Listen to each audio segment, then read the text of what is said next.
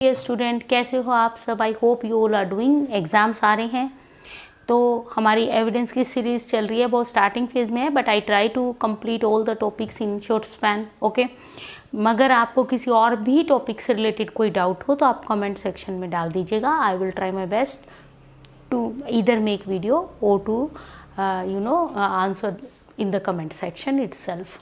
और ये हमारा छोटू सा बोर्ड आ गया है फॉर डेफिनेशंस, और हम इंडियन एविडेंस एक्ट की सीरीज़ में जो कर रहे हैं सेक्शन 3, क्योंकि वहाँ पे हैं हमारे डेफिनेशंस यानी कि interpretation clauses.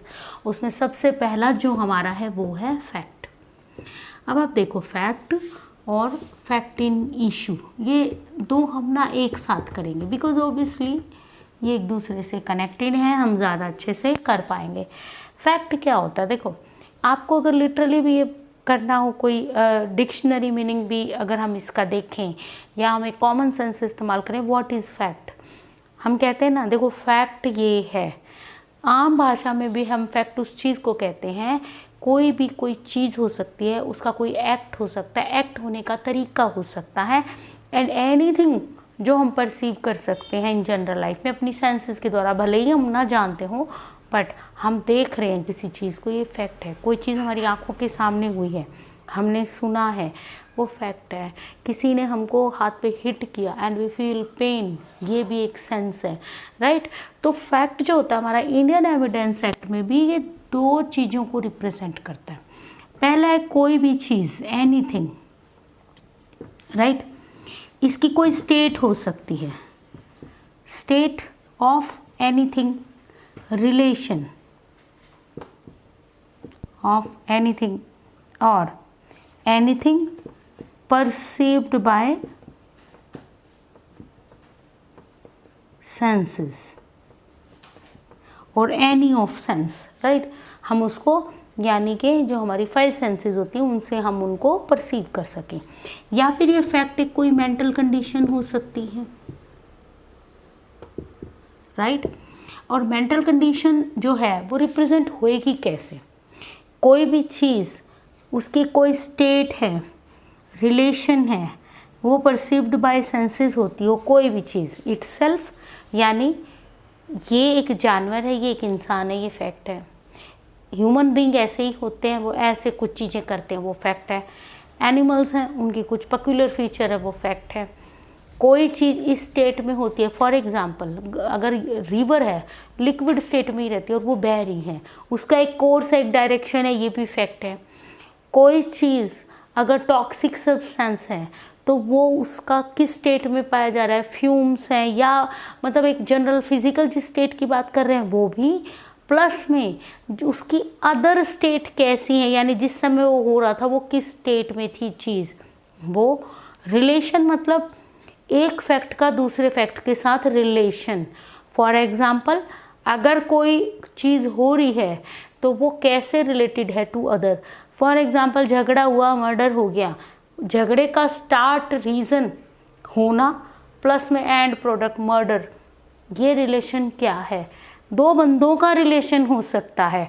For example 2 person are related to each other, वो सन और फादर है या डॉटर फादर है या डॉटर मदर है, हस्बैंड वाइफ है, ये रिलेशन हो सकते हैं। और परसीव्ड बाय सेंसेस तो as I have already told. Mental condition कुछ ऐसी चीज़ होती है जो हमारी साइकिक में होती है, that can not be seen और heard by, but mental condition हमारे एक्शन से रिप्रेजेंट होती है। जब हम कोई चीज़ करते हैं तो that can depict the mental condition, और ये आपने मेंस रिया पढ़ा होगा, राइट।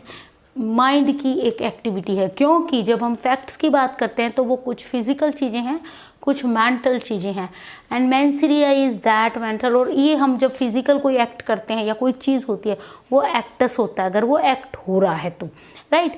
जब मेंटल कंडीशन है तो ये कैसे पता लगेगी, तो आपने आईपीसी में इंटेंशन पढ़ा होगा, फ्रेडुलेंटली पढ़ा होगा, डिसऑनेस्टली पढ़ा होगा, एंड नॉलेज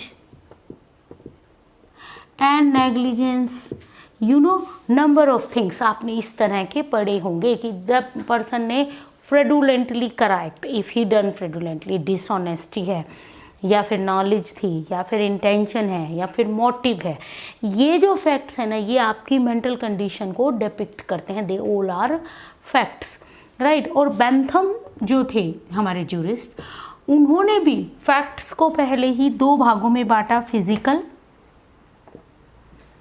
एंड साइकोलॉजिकल।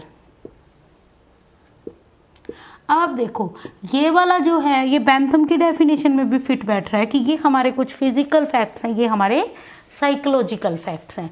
तो जब भी हम फैक्ट्स को स्टडी करते हैं उसका पर्पस क्या होता है कि जब भी कोई प्रोसीडिंग, सूट, कोई एक्ट क्रिमिनल और सिविल हुआ है उसमें नंबर ऑफ फैक्ट्स इन्वॉल्व होते हैं, क्योंकि उन फैक्ट्स को और सर्कमस्टांसेस को देखकर ही पता चलेगा आखिरकार हुआ क्या है। एंड जब हमको फॉल्सहुड और ट्रुथ का पता लगाना होता है, यानी एक ढेर है फैक्ट्स का, उसमें से हमने कोई फैक्ट इन इशू भी निकालना है, रेलेवेंट फैक्ट भी निकालने हैं और उनके बेसिस पे एक एविडेंसेस को कॉल करना है और फिर एक जस्ट डिसीजन पे पहुंचना है। तो स्टार्टिंग पॉइंट तो ये फैक्ट ही हैं, एक हीप ऑफ फैक्ट्स है जिसमें से फाइंड आउट होगा कि किस फैक्ट पे क्या चीज़ है, क्या वो प्रूव हुआ है, नहीं प्रूव हुआ है, एंड सोन। यानी कि अगर फैक्ट ही ना हो हमारे पास तो हम आगे कैसे चलेंगे, इसीलिए जो फर्स्ट स्टार्टिंग पॉइंट है वो है फैक्ट्स। ठीक है, अब आप देखें फैक्ट इन इशू कब बन जाते हैं। ठीक है, ये रहे हमारे फैक्ट इन इशू। अब ये जो हमने फैक्ट्स किए हैं, क्योंकि फैक्ट तो हमको पता चल गया क्या होते हैं, फैक्ट इशू में कब होते हैं, सभी फैक्ट्स इन इशू नहीं होते। इसका मतलब है ये जो वर्ड है ना इन इशू, ये आपने जनरल लैंग्वेज में भी सुना होगा, भाई आपका इशू क्या है, what is the issue, why you are fighting, issue क्या है। कोई बंदा किसी के पास आता है कहता है मुझे आपकी हेल्प चाहिए, हाँ व्हाट इज़ द इशू, किस चीज़ में हेल्प करूँ, प्रॉब्लम क्या है। तो जनरली इशू क्या होता है, कोई एक ऐसी चीज़ होती है जिसके अराउंड कुछ हो रहा है, वो सेंटर पॉइंट है। तो सभी फैक्ट्स में कुछ फैक्ट इन इशू होते हैं। तो कौन से फैक्ट, तो any fact, right, him itself, या तो वो खुद से, और in connection with other facts,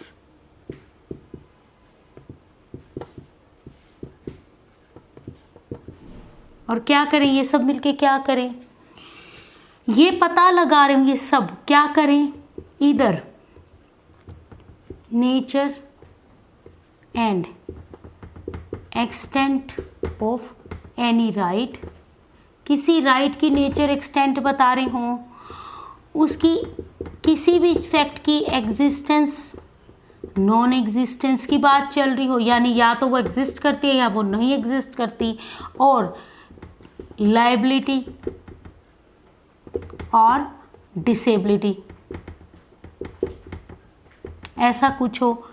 और क्या हो ये सारा, मतलब हम इसकी बात कर रहे हैं, या तो ये एजर्टेड हो, किसी पर्सन ने एक एजर्ट कर रहा है और डिनाई की जा रही हो, और डिनाइड। यहाँ पे दो पार्टियाँ, देखो डिस्प्यूट जब भी होगा दो पार्टीज़ का होना जरूरी है, एक अकेला डिस्प्यूट नहीं कर सकता।